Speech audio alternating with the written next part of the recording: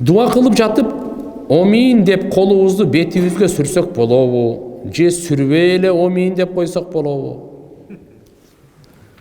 Кээ бир дуада бетти сүрбөйсүз, кээ бир дуада бетти сүрөсүз. Ажатканага кирип атканда дуа бар, анда бетти сүрбөйсүз. Жөн эле барасыз, бисмилла, дуаны окуйсуз. Аллахумма инни ауду бика минал хубси вал хабаис деп айырга барып мындай кылбай эле киресиз.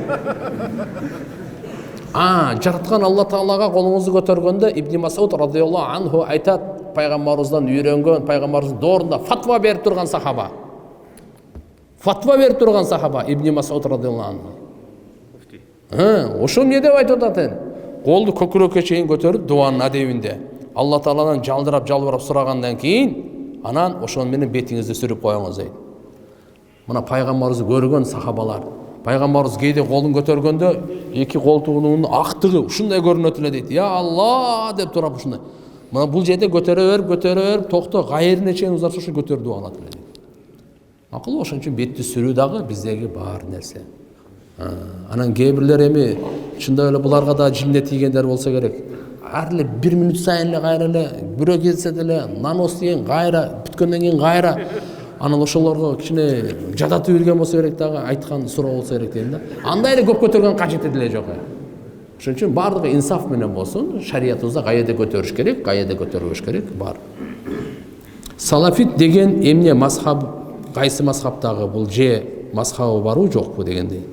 Жок, мындай туугандар, булар биздин бир тууган мусулмандар.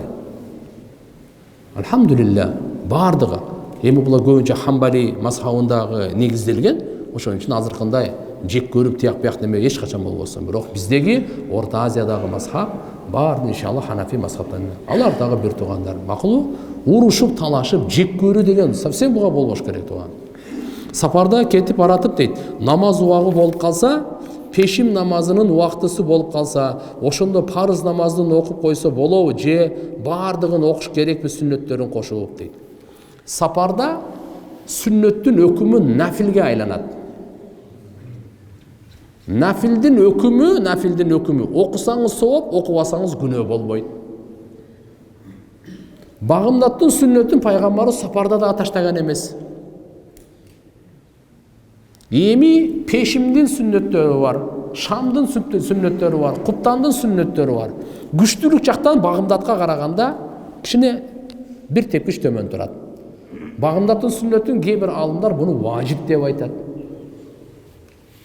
Кандай болбосун туугандар, сапарда уже эки алымдарыбыз, өзүбүздүн Ханафи мазхабтагы алымдар эки түрдүү ой айткан.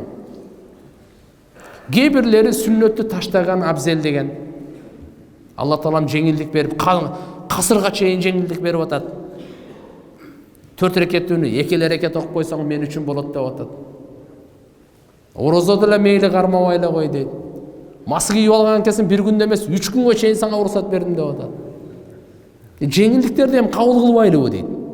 Дагы эми мынакей сүннөттү окусаң деле болот деп атат, бирок окубай койгон абзел деп атат.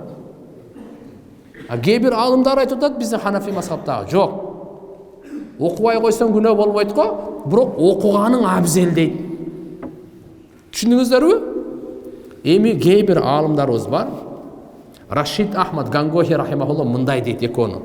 Кичине нерсеге деле талашпагыла, бирок ушунун жолун айтайын дейт. Эгерде сапарыңыз үзгүлтсүз кетип аткан болсоңуз токтобостон, автобус менен кетип атасыз, башкасы менен элди күттүрбөй, кыйнабай, анда сиз сүннөтү таштап кеткениңиз жакшыраак. Эгерде токтоп, пилменниге барып Төбашудан дем алып, анан Кочкор атага барып, анда окуп кеткениң жакшы дейт. Ошо дем алып бара турган болсоңор, анда окуп кеткениң жакшы дейт. Үзгүлтүксүз болуп турган болсо тартым. Кандай болсун бош убакты, менин айтканым, бош убакт болсо окуганга жетпейт, окуңуздар. Эгерде шашып бараткан болсоңуз, калып кетсе, эч кыжалат болбоңуздар. Зекетти товар менен кандай берсек болот? Биз Дордойдо бут кийим сатып иштейбиз. Быйыл соода начар болгонуна байланыштуу товар менен берсек болобу дейт. Болот. Соода жакшы болуп кеткенде деле товар менен бере берсеңиз боло берет. Эчтеме эмес. Бул мал да, мүлк да. Ошон 40тан бири акырын бере бересиз, эчтеке эмес.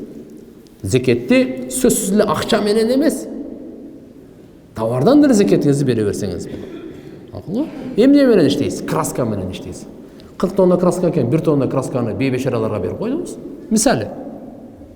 Макулбу? Бар бере берсеңиз боло берет. Канча штук батинке 40 миң батинкеңиз бар эле, 1 миң штук батинкени зекет.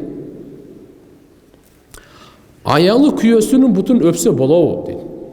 Болот, сооп болот. Малга тамга басуу динибизде өкүмү кандай? Рахмат. Эң жакшысы биркалар эле жакшы. Себеп пайгамбар саллаллаху алейхи вассалам кээ бир хадистерде айткан, ошол баягы пычыратып күйгүзүп басат го, дак кылыпчы, ошолорду жакшы эмес деген жерлери келет да, макруh бар баары бир. Анан эң жакшысы мисалы ошо жылкыларга, азыр койлорго бышык биркалар чыгып калбады. Вот ошондойлор болсо жакшы. А так өкүмү бир макруhга келет.